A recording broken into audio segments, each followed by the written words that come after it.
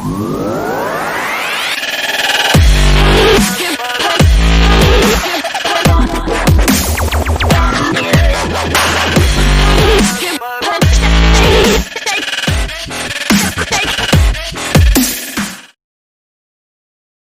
sore sahabat brand dimanapun Anda berada, baik yang live via Zoom atau live via Facebook. Kebetulan ini menggunakan Facebook pribadi saya, Pak Haji. Jadi biasanya mungkin bisa sampai 1.000 mudah-mudahan yang nonton kegiatan kita ini. Nah, waduh, bicara banyak Pak. Biasanya kalau melalui Facebook dengan audiensnya 5.000, saya hampir 5.000 pertemanan saya kira ini bisa disaksikan secara nasional. Bahkan kalau melihat beberapa beberapa peserta yang hadir nih Pak Haji dari berbagai daerah, Pak Haji. Ada dari Medan, ada dari Padang, Pak Haji. Ada juga dari Gresik, dari Denpasar, dari Sidoarjo, Batam, Gresik, Lampung gitu ya, Banyuwangi. Di sini juga ada juga dari Semarang, Pak Haji. Ada juga dari Lampung, ada juga dari Sumeneb gitu ya, ada Solo, Bogor dan lain sebagainya. Jadi ini live secara nasional. Saya kira mudah-mudahan acara Info Brand Talk pada sore hari ini bisa bermanfaat buat kita bersama gitu ya. Supaya ini Tuban hadir katanya. Tuban hadir supaya kita bisa belajar bareng mengenai kondisi terakhir, terutama sekarang besok akan memasuki, mudah-mudahan besok memasuki bulan Ramadan gitu ya. Saya kira sebagai pelaku brand di Indonesia harus siap betul menghadapi program-program apa yang akan diprogramkan ketika bulan Ramadan tiba. Nah, pada kesempatan sore kali ini saya kedatangan tamu istimewa. Tadi kata Bu Susi sudah kenal cukup lama, betul, lebih dari 10 tahun kenal Pak Haji gitu ya. Pak Haji Anjono adalah direktur dari PT Campina Es Krim Industri Tbk. Jadi beliau akan memaparkan bagaimana konsep marketing di era Ramadan atau kita sebut sebagai Ramadan marketing gitu ya. Pak Haji, bicara mengenai Ramadan tahun ini tentunya berbeda dari Ramadan sebelumnya gitu ya. Apalagi sekarang PSBB diperpanjang ya di Jakarta sampai 28 hari ke depan, sampai 22 Mei ya. Itu sudah final. Saya kira ini juga akan berpengaruh kepada sektor industri di Indonesia. Bagaimana Pak Haji melihat hal ini, Pak? Ya, baik.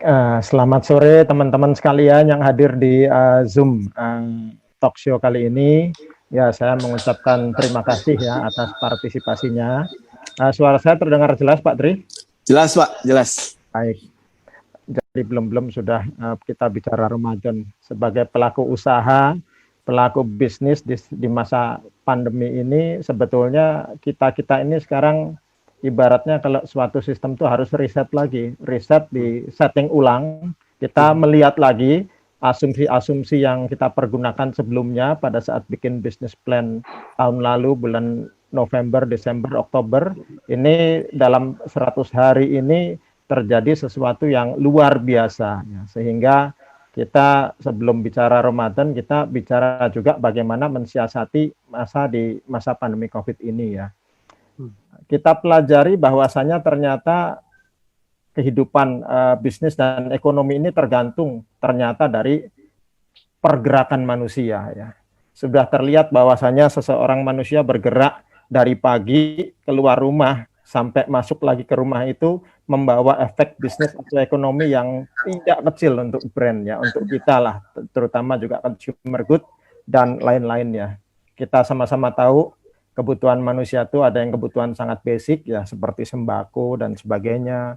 Kemudian kebutuhan yang kalau kita bicara consumer good ya, yang secondary ya, di mana pembeliannya itu bersifat impuls ya, dia tergoda melihat rangsangan stimulus di luar, kemudian dia mengkonsumsi. Kemudian juga kebutuhan leisure, kebutuhan tersier ya, seperti wisata dan sebagainya ya, kebutuhan untuk hangout dan sebagainya ya. Nah, kebutuhan-kebutuhan itu pada saat situasi normal itu kita tidak terasa bahwasanya kegiatan ekonomi itu terjadi karena adanya pergerakan orang keluar rumah ya sampai masuk lagi. Nah, adanya pandemi corona ini menyebabkan orang satu harus dibatasi dengan PSBB dan dia harus tinggal di rumah. Ternyata memukul demikian banyak sektor usaha. Tentu yang terpukul dari yang tersier dulu ya, seperti leisure ya, seperti travel. Dan yang berikutnya adalah juga seperti kita, consumer good yang sifatnya bukan kebutuhan pokok.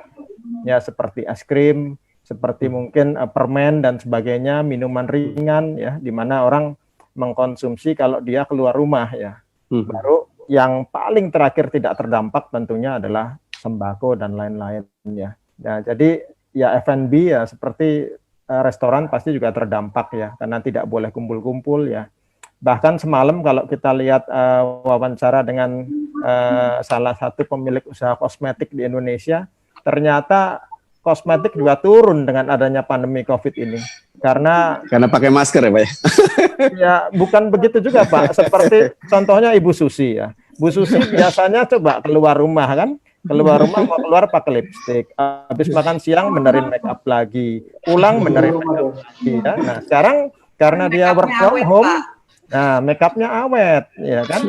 Jadi memang pandemi corona ini banyak sekali hikmahnya untuk kita, dan kita juga akhirnya menyadari bahwa ekonomi itu, bisnis itu terjadi karena manusia bergerak. Jadi kalau manusia tidak bergerak, kegiatan ekonomi itu jauh turunnya ya. Ya turunnya. Dan itu juga saya kira berpengaruh terhadap situasi Ramadan kali ini.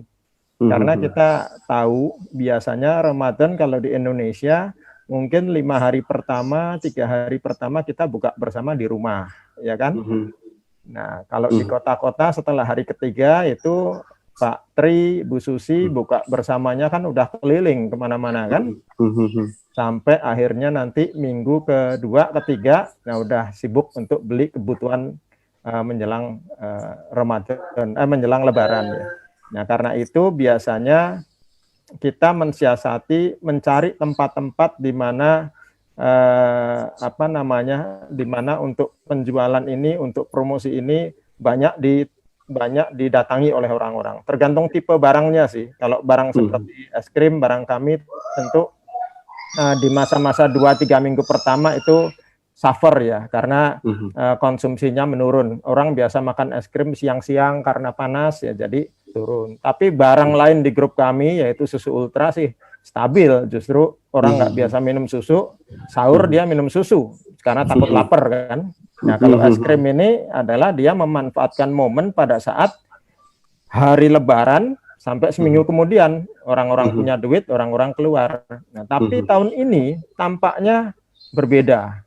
Nah, berbedanya itu adalah satu, walaupun katakanlah pada saat Lebaran itu orang sudah dibebaskan dari PSBB, tapi kengerian akibat corona ini itu sudah tercipta di mindset orang, sehingga orang akan lebih hati-hati untuk keluar rumah. Ya, saya kira dengan tidak adanya mudik, otomatis pergerakan uang dari Jakarta menuju daerah itu juga berkurang ya. Walaupun transfer untuk orang tua tetap ada ya untuk handai tolan, tapi yang uang recehan perbankan digembol ke kampung-kampung itu mungkin ya berkurang kan. Kita kalau mau Lebaran seneng itu nuker duit di Bank Indonesia, nanti bagi 5 ribuan, 10 ribuan, nah itu wassalam itu pasti kan. Sahabat brand, jangan lupa subscribe, like, komen, dan share ya.